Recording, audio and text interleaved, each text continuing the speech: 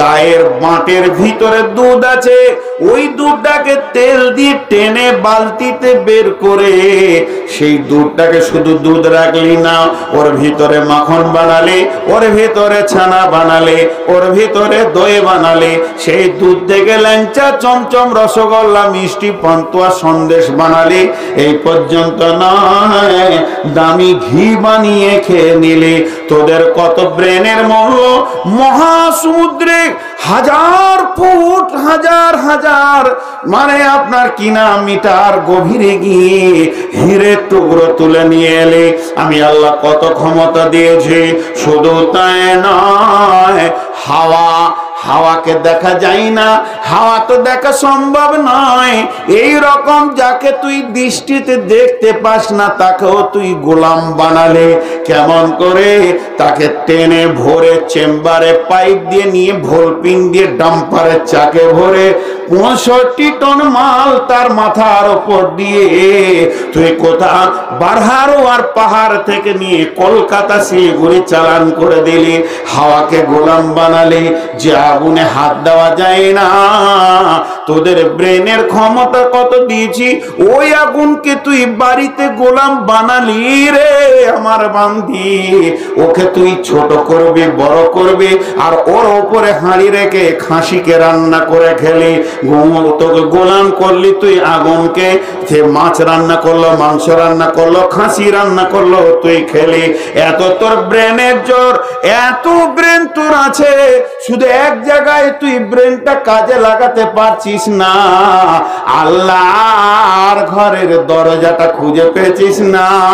এইখানেই খালি তুই বোকা বেনে বিড়ি ফুঁকতে ফুঁকতে পেরিয়ে যেছিস। পৃথিবীর সব জায়গায় পৌঁছে গেলি, শুধু ওই জায়গায় চাঁদে যেতে পারলি, মসজিদের কাতারে যেতে পারলি না। এটা কি চাঁদ থেকে দূরে ছিল রে? এর জন্য আল্লাহ তাবারক ওয়া তাআলা কিয়ামতের আগে সমস্ত সৌর জগৎকে পায়ে ফেলে দেবে এবং মাটির ভিতরে যা আছে ভূতত্ত্ববিদরা যেখানে সময় দিয়েছে এগুলো পায়ের কাছে এনে দিয়ে বলবে, শোনেলে এগুলোর কোনো মূল্য নাই। ফামা মাতাউল হায়াতিদ দুনিয়া ফিল আখিরাতি ইল্লা কালিল। যাদের পেছনে তুই সময় দিলি রে, একদিন তোর বিবেচনার বিবেক বলবে এগুলো কোনো কাজের নয়, কাজের নয়, কাজের নয়, কাজের নয়। জানটা তাহলে কোথা দিব? তুই বিবেক দিয়ে দেখবি তোকে জান কোথা দিতে হবে। দেখেন জি, তুই বিবেক দিয়ে দেখবি তোকে জান কোথা দিতে হবে। একটা সাহাবীর কথা বলি, ওরা এরকম চোখে দেখতো আর বুঝে নিত যে আল্লাহ বলছে তুই জানটা দে, মালটা দে। সাহাবীটার নাম তালহা রাদিয়াল্লাহু তাআলা আনহু। তিনি একজন বিখ্যাত সাহাবী।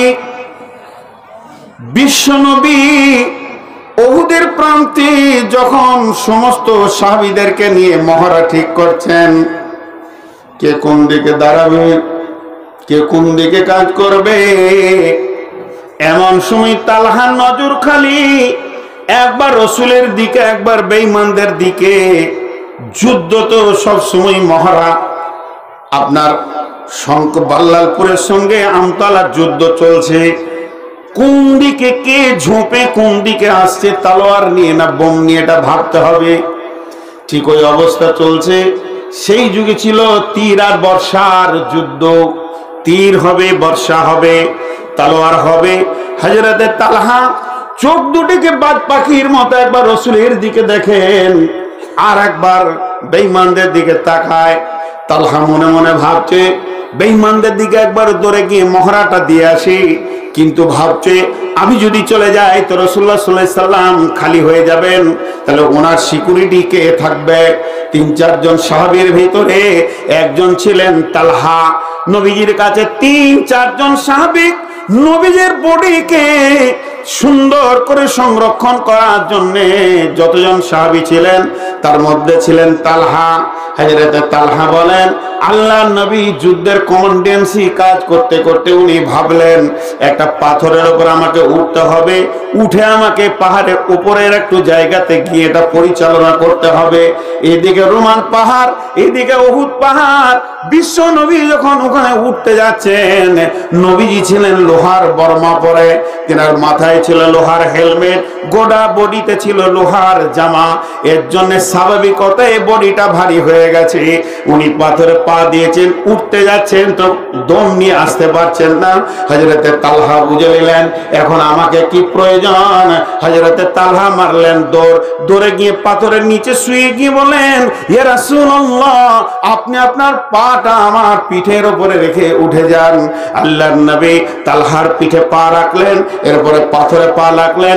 যখন তালহার পিঠে পা রাখলেন, নবীজির মুখ থেকে বের হয়ে গেল আল্লাহ তাআলা হযরতে তালহা রাদিয়াল্লাহু তাআলা আনহু নিজের জন্য জান্নাতকে অজীব করে নিলেন। এরপরে যুদ্ধ যখন তুমুল লেগে যায়, হযরত আবু বকর বলেন আমরা মহড়ার ভিতর দিয়ে বহু দূরে ছিটিয়ে পড়েছি, চারিদিক থেকে আক্রমণ চলছে, তাই চারিদিকে ছিটিয়ে পড়েছে। এমন সময় আমি খেয়াল করে দেখি বিশ্বনবী বহু দূরে রয়েছে, কিন্তু তালহার হেফাজতে রয়েছে। তারপরে কয়েকজন সাহাবী এদিকে কাফেররা যখন ধাওয়া করলো, 2-3 জন নবীজির সামনে শহীদ হয়ে গেলেন। বিশ্বনবীর সামনে যখন 2-3 জন শহীদ হয়ে গেলেন, তালহা দেখলেন এই জান আমার রাখার প্রয়োজন নাই, এখন রাসূলকে সংরক্ষণ লাগবে। এর জন্য তালহা এত জোর ব্যগ্র কণ্ঠে এমন জোরে মহড়া মারলেন, বেঈমানরা পিছাতে পিছাতে পিছাতে পেরেছে, গলির রাস্তা ধরে নিল। যখন 3বার এইভাবে পেছিয়ে গেল, হযরত আবু বকর আর হযরত আলী দৌড়ে আসছেন রাসূলের কাছে। তখন রাসূল পাড়া পড়ে গেছেন, হেলমেট ভেঙে গেছে, দাঁত শহীদ হয়ে গেছে। এমন সময় রাসূল পড়ে গেছেন। হযরত আবু বকর রাসূলের হেলমেটটা বের করতে যখন যাবেন, হযরত তালহা বলছেন ভাই আবু বকর, তোমাকে আল্লাহর কসম দিয়ে বলছি খিদমতটা আমাকে করতে দাও। হযরত তালহা পরপর 2টি হুঁককে বের করলেন।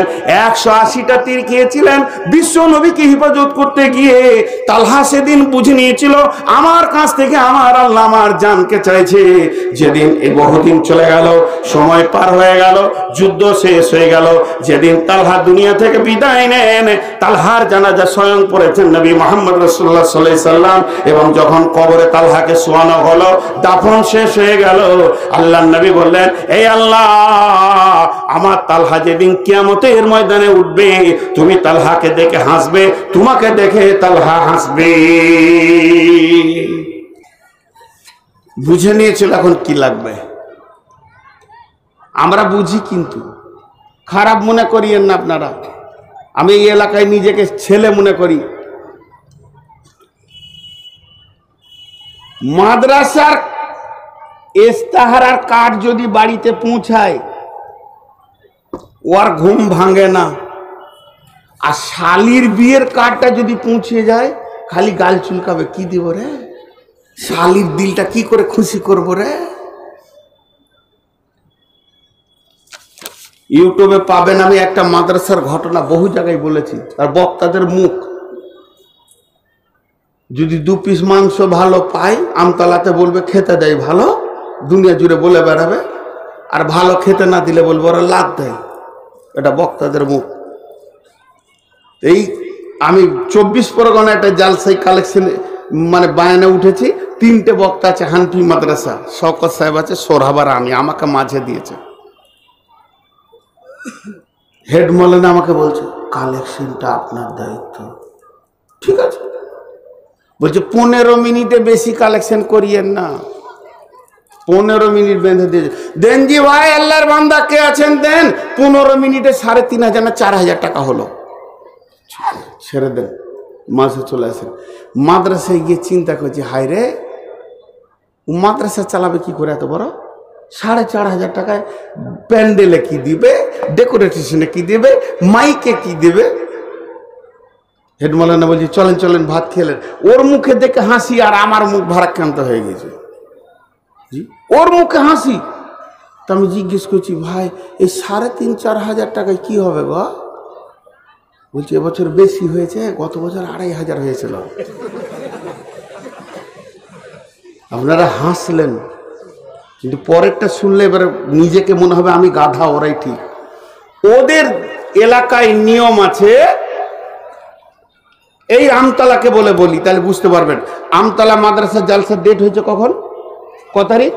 26শে ফেব্রুয়ারি। ভালো করে শুনেন, ওদের এলাকার নিয়ম একদম সর্দাররা বসে করেছে। তো অত্র এলাকা এই দিক থেকে বাল্লালপুর থেকে ধরেলেন ওই আমতলা পুরাতন আলরা পোড়া বাগান থেকে নিয়ে ওই কোটালপুকুর এই দিকে যা আছে যতটা এই মাদ্রাসার পরিধি, প্রতিটা মানুষকে একটা করে কার্ড আর ইস্তাহার দিতে হবে। তো লাখো ওদের দেশে ওটা নিয়ম। এই জি ভাই, মাদ্রাসার জালসার দাওয়াতের কার্ড আর মাদ্রাসার জালসার এটা ইস্তাহার বক্তা আছে, দিতেই হবে। আর ওরা একটা থাবা তো ভাত দূরের কথা, এক দানা খাবে না, খালি ওই বক্তা 5 জনের রান্না হয়েছে, কমিটিরও লয়। আর জালসা হচ্ছে আমতলার 26 তারিখে, মাঝে 3 দিন বাদ দেন, তাহলে ক তারিখ হবে? 23 তারিখ পর্যন্ত নিজের টাকা মাদ্রাসায় দিয়ে এসো আর চেক কেটে নিয়ে এসো। এই পর্যন্ত 36 লক্ষ টাকা নগদ কালেকশন হয়েছে। ওদের বক্তব্য 3 দিন আগে পর্যন্ত টাকা পৌঁছে দিতে হবে তোকে, তুই রেস খাওয়া হলা হচ্ছে কোটিপতি হ, টাকা পৌঁছে দিবি। তোর বাবার 14 গোষ্ঠী বিয়ে লাগবে তখন টাকা দিয়ে আসতে পারবি, আর মাদ্রাসায় দিয়ে আসতে পারবি না। টাকা সম্পূর্ণ পৌঁছে দিবি। জালসার দিন কালেকশন করতে দিব না, খালি জালসা শুনবো। 3 জন বক্তা 3 ঘন্টা বকবে, জান ভরে শুনে নিব, ঘর চলে যাব, দোয়া হয়ে যাবে। কিসের কালেকশন? আবার টাকা লাগবে তা আবার বলবি, আবার দিব। আর এখানে মৌলানা মানজার সাহেবের দোষ নেই, তো ওনার তো দোষ নেই, ওকে দেওয়া হয়েছে অমুক 5 টাকা, অমুক 50, অমুক করি।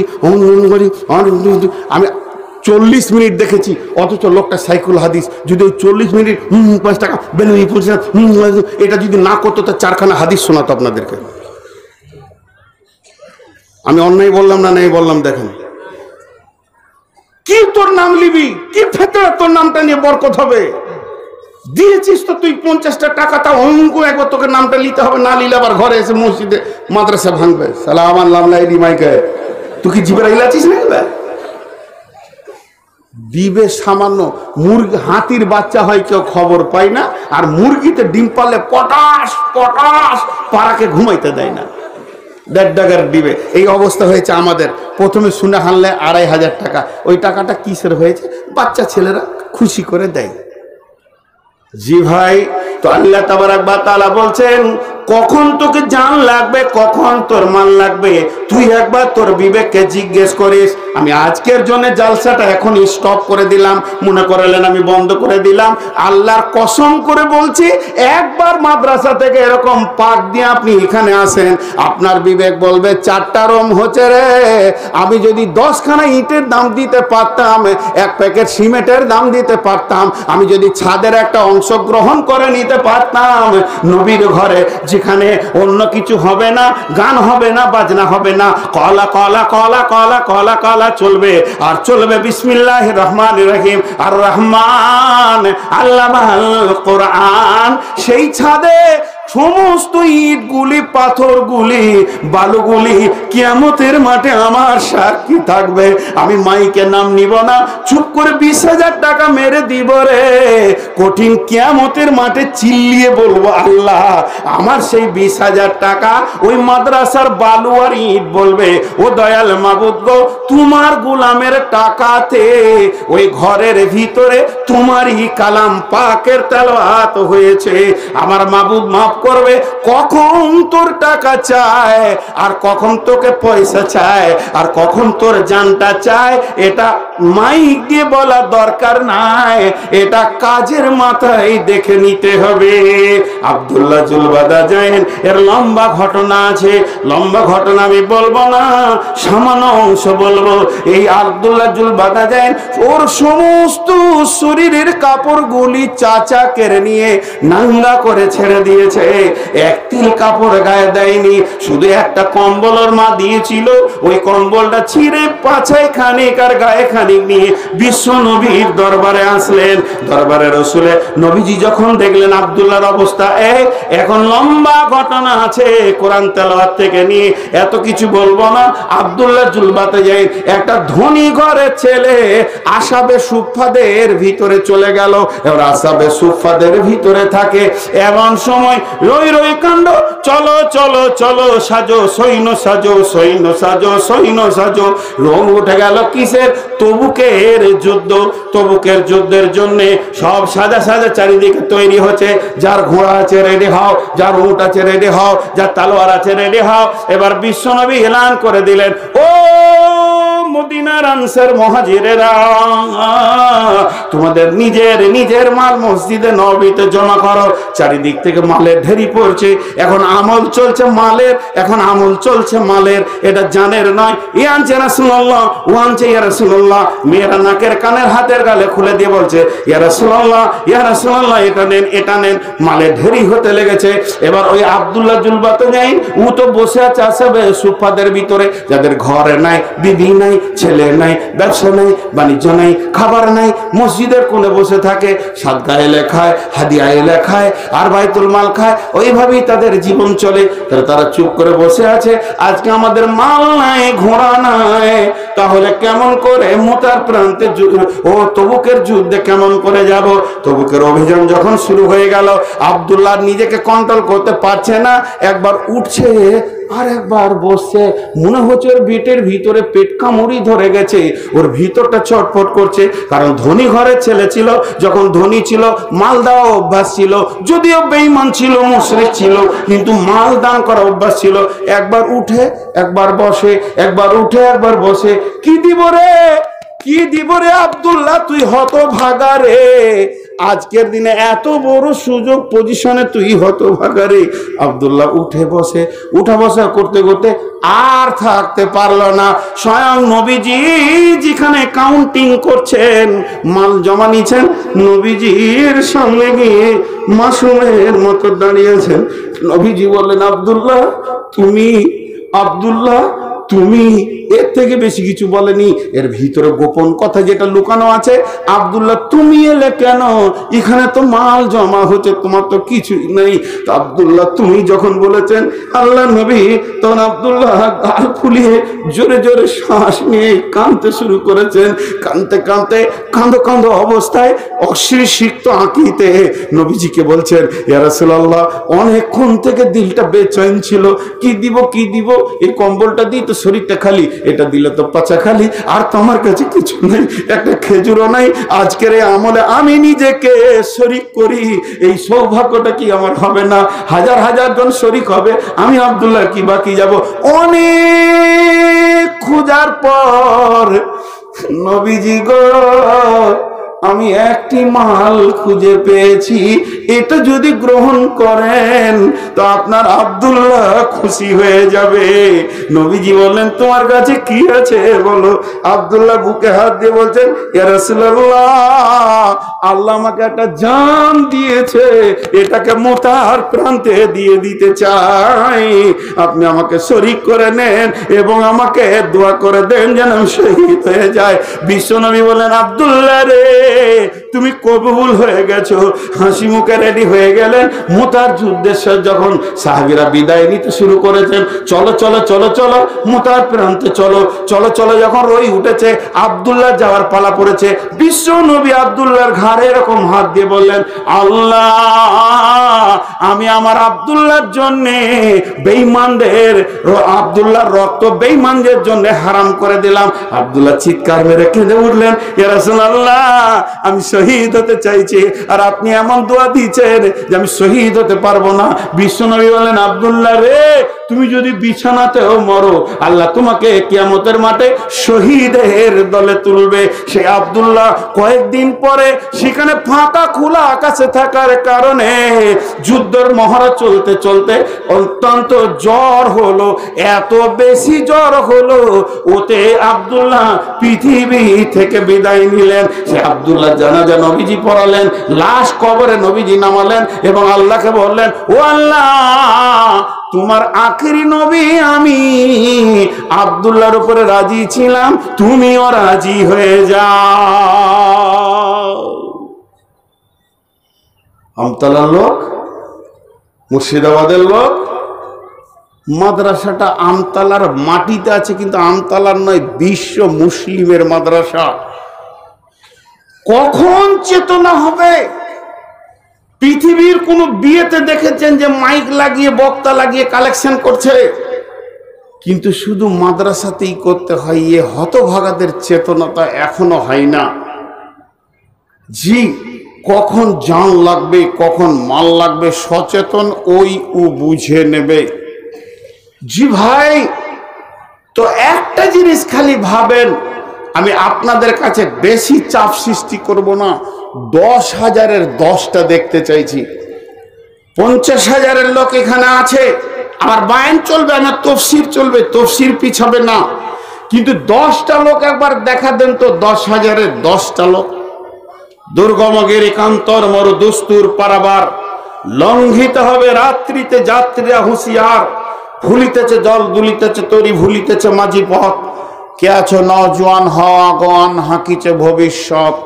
আপনি একবার চোখ মুঝেন, নিজের ফুল প্রপার্টিটাকে একটা রাউন্ড ঘোরান, যে ওইখান থেকে 10,000 না থাকলে কি আপনি রাস্তার ভিখারি হয়ে যাবেন?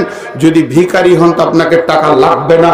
আর আপনার মন যদি আপনাকে সাক্ষী দেয় আমার ফুল প্রপার্টি থেকে 10,000 বেরিয়ে গেলে আমি ভিখারি হব না, 3খানা ফেসিলিটি দেব, টাকা আল্লাহর ঘরে জমা হবে, প্লাস আপনার ঘর থেকে 1 বছরের জন্য আল্লাহ রোগ মুক্ত করে দেবে। ওরকম কত 10,000 আপনার বেঁচে যাবে। হালকা জ্বর সর্দি হবে, বড় রোগকে আল্লাহ সরিয়ে দেবেন, বড় কাজ আপনাকে দিয়ে দেবেন, চাকরিতে ইনভেস্ট হয়ে যাবেন, সব রকম আপনার কাজ এসে যাবে, ব্যবসা বাণিজ্যে লাভ হবে। আল্লাহর গোলাম 10 জন উঠে বলেন যে আমি মাত্র 10,000 টাকা দিব।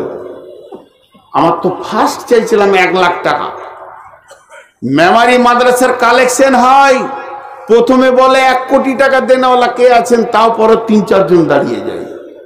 জি ভাই,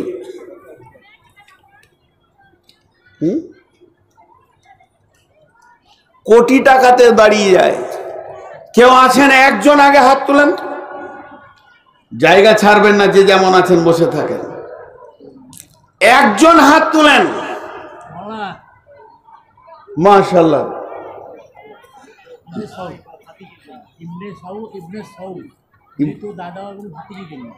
মৃত্যু দাদা ভাতিজির জন্য ইবনে সৌ, মাশাআল্লাহ, 10,000 টাকা।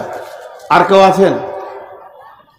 আল্লাহর গোলাম, রসুলের উম্মত, বাপের তো সবগুলি চষে খেয়েছেন, বাপ তো নিজে শুয়ে আছে কবরে, মা বাপের জন্য 5-5-10, মা বাপের জন্য, বাপের যোগ্য ছেলেকে আছেন হৃদয়ের কলজে বিক্রি করে দেন, 5-5-10। জি, 5-5-10। কেউ আছেন আল্লাহর বান্দা, আল্লাহর গোলাম? মা বোনেদের ভিতরে কেউ আছেন? কানের দুটা দিয়ে পাঠান, নাকের গুলো নিয়ে কোনো লাভ নাই, পোঁটা লেগেই আছে। আছেন আল্লাহর গোলাম কেউ?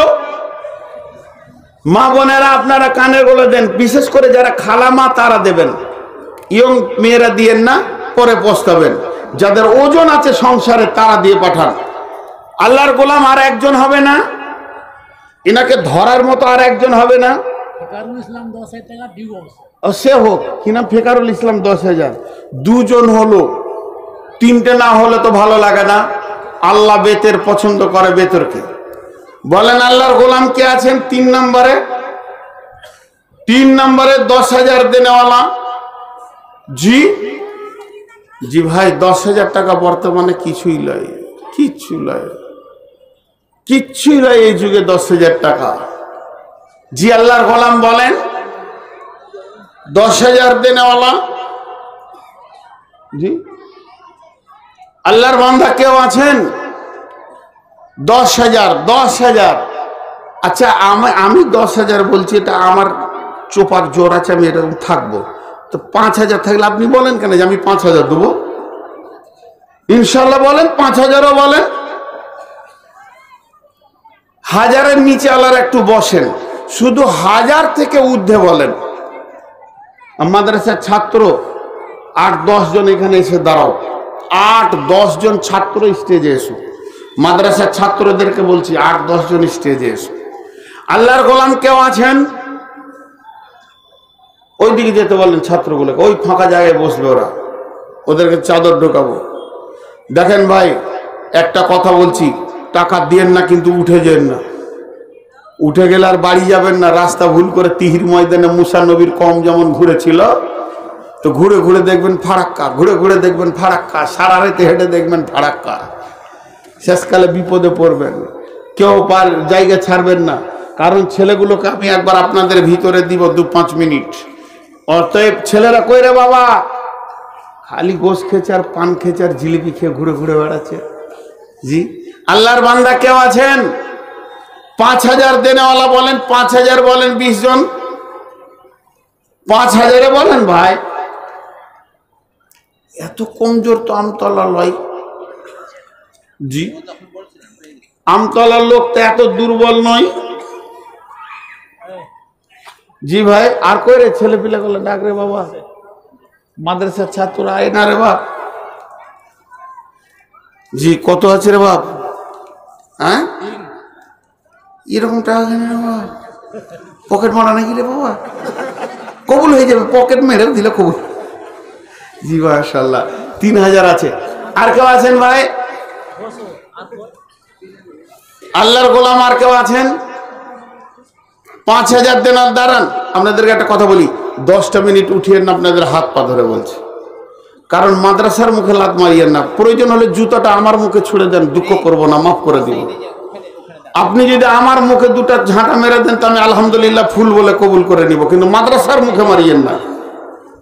আমার মতো নূর মোহাম্মদ 200-500 জন্ম দিতে পারে এই মাদ্রাসা। আরে বাবা চাদর নিয়ে ঢোক রে বাপ। ছেলে পিলেরা আসে না কেন গো? ছেলেরাও ব্যস্ত আছে জাগির বাড়িলে। জি ওই দুটা তো হবে, 5-7 জোড়া যেতে হবে 5 মিনিটের মধ্যে কভার করতে গেলে। যারা বাবা যা। আর কমিটির লোক ঢুকেন না গো। তো এই তো খুব দুর্বল দেখছি, কালেকশনও দুর্বল দেখছি।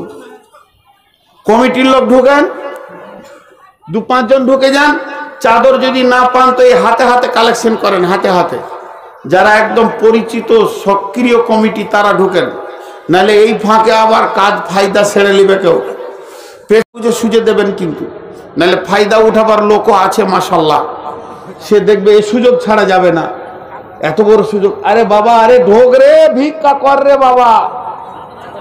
ছেলে পিলে চাদর না পেয়েছি, আমার জামাটা খুলে লে। জাযাকাল্লাহ। আর যাও যাও যাও, হাতে লাগো, হাতে নাও। আচ্ছা ঢুকে যাও, আমি বলছি তোমরা ঢুকো। ভাই এরকম টাকাগুলো খুলে দেন তো, এরকম খুলে দেন। যাও হাতে হাতে নিয়ে নাও, যাও। জাযাকাল্লাহ হায়াকাল্লাহ। এবার আমি যে কথা আপনাদের সামনে বলছিলাম, চাদর ঢোকা, আমি বাইন শুরু করলাম। আল্লাহ তাবারাক ওয়া তাআলা বলছেন بأموالهم بأن لهم الجنة يقاتلون في سبيل الله فيقتلون ويقتلون وعدا عليه حقا في التوراة والإنجيل والقرآن وما أوفى بعهده من الله فاستبشروا ببيعكم الذي بايعتم به وذلك هو الفوز العظيم। কত আছে? 4000, 5.5। ওই কোন ধরনের? আর 4.5 দিলে তো ওটা 10,000 হয়ে যায়। হ্যাঁ কোন ধরনের হিসাব দেখো দেখি। হিসাব শুনি খালি ঘৃণা লাগে। দাও এই সোনার 500 টাকা দাও। ও 5.5 রাখবো না, 500 টাকা দাও। আর 500 টাকা দেন। আর দেন না ঘরে 500 টাকা নাই, আর 500 টাকা দেন। হলো তো এত 500 টাকা ফেরত নিয়ে যান। দেন 500 দেন। আল্লাহর বান্দা আল্লাহর জন্য দেন। হ্যাঁ আর নাই, একদম নাই মোটি। হ্যাঁ দেখি দেখি পকেটে হাত ভরে। 200 টাকা নাই, নাই। হ্যাঁ 20 টাকা দেন। ও বিচারে সব দিয়ে দিয়েছে। আর কে আছেন ভাই? এই চাদর আরো ঢুকতে হবে। আমি আমার বায়ান শুরু করছি কিন্তু। তা আল্লাহ তাবারাক ওয়া তাআলা বলছেন, তাহলে তোদের কাজ কি? আত্তাইবুনাল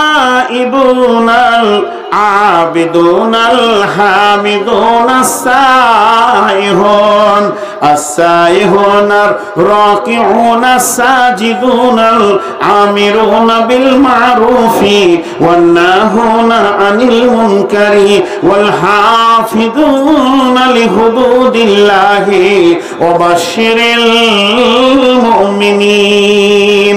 মুমিনদের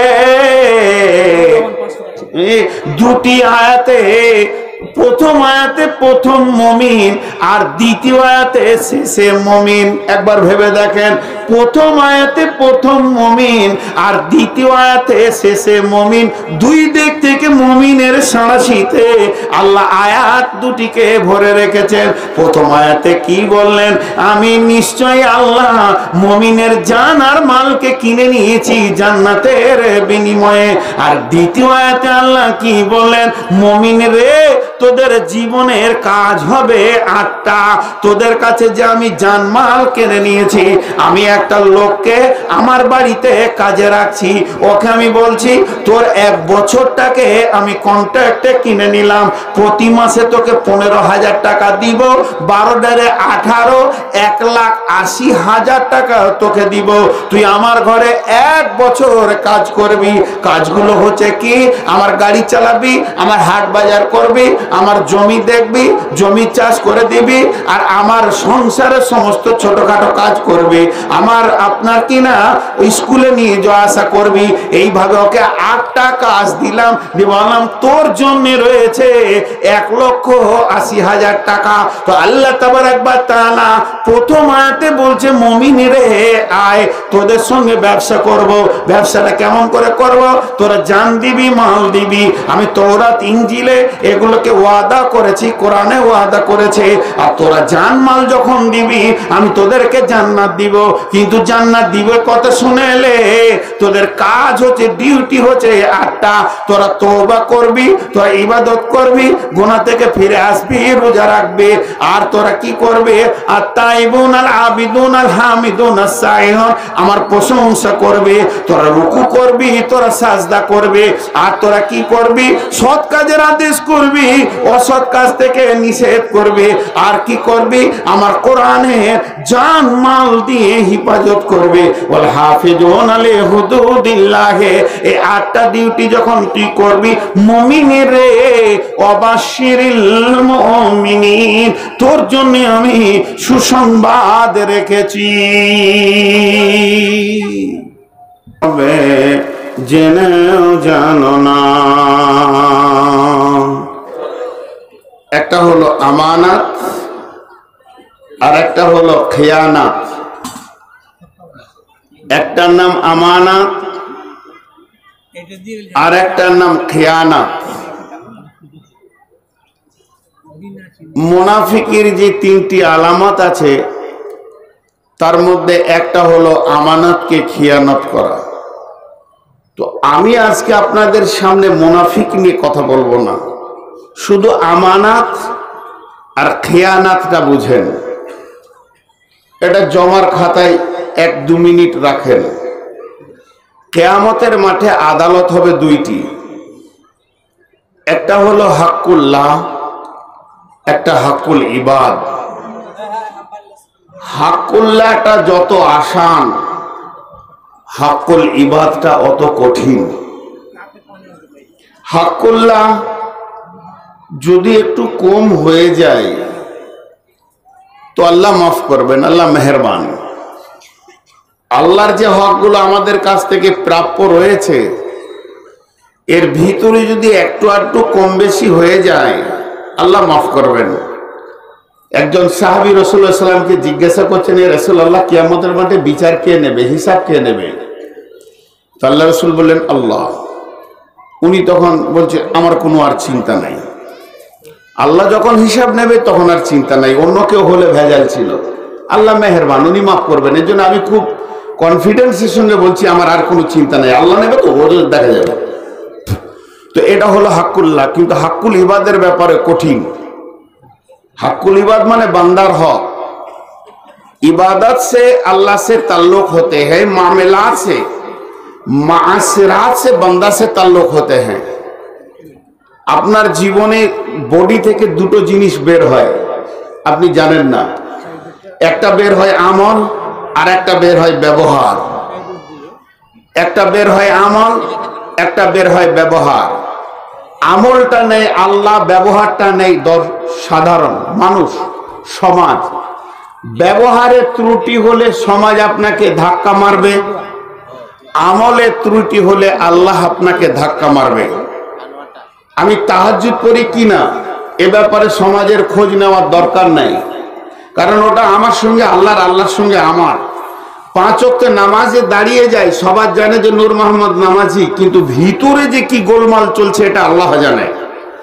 এর জন্য যতগুলি ইবাদত আছে পৃথিবীতে, সমস্ত ইবাদতগুলি আল্লাহর সঙ্গে সম্পর্ক আছে। আর যতগুলি ব্যবহারিক জিন্দেগি আছে, লেনদেন, চলাফেরা, ভাষা, উঠা বসা, খাওয়া দাওয়া, ঋণ লেনা দেনা, লিবারকে খাটানো, লিবারকে বিদায় করা, তার পয়সা দেওয়া, দোকানদানি করা, ব্যবসা বাণিজ্য করা, এগুলো বান্দার সঙ্গে তাল্লুক আছে। এটাকে বলছে মাসিরাতের জিন্দেগি, লেনদেনের জিন্দেগি। আর একটা হচ্ছে মামলাতের জিন্দেগি, আল্লাহর সঙ্গে তাল্লুক। তো কালেমারও 2টো ভাগ আছে, লা ইলাহা ইল্লাল্লাহ মামলাতের জিন্দেগি, মুহাম্মাদুর রাসূলুল্লাহ। লেনদেন কেমন হবে? নবী মুহাম্মাদের মতো হবে, কারণ আল্লাহকে দেখিনি, আল্লাহর কোনো লেনদেন নাই। আল্লাহর লেনদেন যা আছে গোপনে, আপনাকে আমাকে দিচ্ছে, আমি আপনাকে দিচ্ছি, আল্লাহকে আমি দিব, আল্লাহ আমাকে দেবে। আজকে আপনারা যেগুলো দিচ্ছেন আল্লাহর সঙ্গে লেনদেন চলছে, কিন্তু এগুলো গোপনে। আর নবী মুহাম্মদ সাল্লাল্লাহু আলাইহি সাল্লামের লেনদেনগুলো ছিল প্রকাশ। এর জন্যই কালেমার 2টি ভাগ। আমার উপস্থাপনাটা ভালো করে শুনেন। একটা হচ্ছে লা ইলাহা ইল্লাল্লাহ, কোনোদিন দেখা যায়নি, কোনোদিন দেখা যাবে না, কোনোদিন দেখা সম্ভব নয় আল্লাহকে। তার মানে ঈমান এমন একটা জিনিস যা কোনোদিন দেখা যাবে না, যেটা কোনোদিন সম্ভব নয়। ঈমানকে ভিতরে আছে না আছে, এখানে যতগুলি লোক বসে আছেন, কে ঈমানদার কে বেঈমানদার এর বহিঃপ্রকাশ কিছু নেই। এখানে স্টেজে আমরা যারা আছি, কে ঈমানদার কে বেঈমান এর কোনো বহিঃপ্রকাশ নেই, ও বহির প্রকাশ নেই। এর জন্য আমাদের এটাকে বলা হবে মামিলাতের জিন্দেগি। কিন্তু রাসূলুল্লাহ সাল্লাল্লাহু আলাইহি সাল্লাম, মুহাম্মাদুর রাসূলুল্লাহ, রাসূলুল্লাহ সাল্লামকে দেখা গেছেন, তার হাত পা দেখা গেছে, তার চলাফেরা দেখা গেছে, তিনি কেমন ভাবে বিবিদের সঙ্গে চলেছে, ব্যবসা কেমন ভাবে করেছেন, সমাজে কিভাবে চলেছেন, শিক্ষক কেমন ছিলেন, ছাত্র কেমন ছিলেন, কিভাবে তিনি আপনার কিনা যুদ্ধ চালিয়েছেন। অতএব মুহাম্মদ রাসূলুল্লাহ সাল্লাল্লাহু আলাইহি সাল্লাম কোনোদিন গোপন নয়। তো আমার হৃদয়ে থাকবে ঈমান, আমার বডিতে থাকবে নবী মুহাম্মদ মুস্তাফা সাল্লাল্লাহু আলাইহি সাল্লাম। এর জন্যই তো লা ইলাহা ইল্লাল্লাহ মুহাম্মদ রাসূলুল্লাহ। তো মামিলাতের জিন্দেগি, মাসিরাতের জিন্দেগি, এই দুটিকে ক্লিয়ার করতে গেলে ঘন্টার পর ঘন্টা লেগে যাবে। আমি এইটুকুই বললাম, জীবনের 2টি ভাগ আছে, আপনার, আমার, তার, ওনার, সে, যে কেউ পৃথিবীতে মানুষ হিসেবে এসেছে, তার 2টি আদালত হবে কিয়ামতের মাঠে। আমল নিয়ে আদালত হবে আল্লাহর সঙ্গে হাক্কুল্লাহ, আর ইবাদত নিয়ে আপনার কিনা চলাফেরা, উঠা বসা জিন্দেগি, হাক্কুল্লাহর উপর একটা আদালত হবে। একটা কথা আপনাদের ব্যাগে জমা আছে, আমার আপনাদের ব্রেন ব্যাগে, হৃদয়ে, অ্যালবামে জমা রেখেছি, সেটা হলো আমানত, খেয়ানত। আমানত, খেয়ানত, আমানত, খেয়ানত। আমি উমরায় যাব, বাড়ি থেকে বের হয়েছি, আপনাকে আমি 2 লাখ টাকা আমানত দিলাম, ফিরে আসলে আমি নিব, মারা গেলে আমার স্ত্রী, আমার মেয়ে, আমার ছেলের হাতে দিয়ে দেবেন, এটা আমানত। আমি দিয়ে গেছি 5 ভরি স্বর্ণ, বাড়িতে চুরি হয়ে যেতে পারে, ফুল ফ্যামিলি চলে গেছে বিদেশে, আমানত। টাকা আমানত, পয়সা আমানত, স্বর্ণ আমানত, রূপচাঁদি আমানত। আমি আমার জমিটা আপনাকে দেখতে দিয়েছি, 2 বছর দেখাশোনা করেন, আপনাকে 20,000 টাকা দিব, বাকি যা জমির মাল হবে সব আমার, আমানত। এতটুকু যদি আপনি ওখানে খিয়ানত করেন, তো আল্লাহর কাছে গিয়ে আপনাকে জবাব লাগবে যে আমানতের খিয়ানতিটা হলো কেন? তোমাকে দেওয়া হয়েছে আমানতদারি, তুমি খিয়ানত করলে কেন?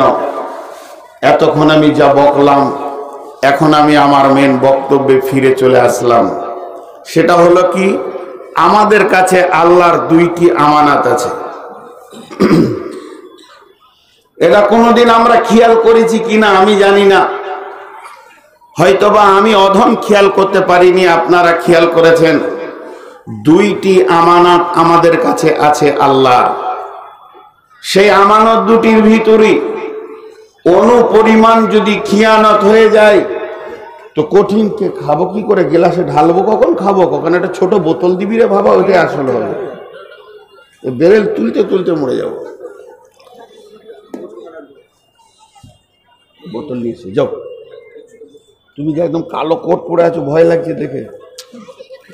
যাও শোনা, যাও। তো এতটুকুন যদি আমানতের খিয়ানতি হয়ে যায়, জবাব লাগবে। আশা করি আমার কথাগুলো এতক্ষণ বুঝতে পেরে গেছেন, আর আপনাদের বুঝতে অসুবিধা হয়নি। টোটাল 2-5 মিনিট যা বললাম সবগুলিকে একদম 30 সেকেন্ডে এক জায়গায় করে দিচ্ছি। জিন্দেগিতে 2খানা আমানত আল্লাহ দিয়েছেন, সেই 2টি আমানতের হিসাব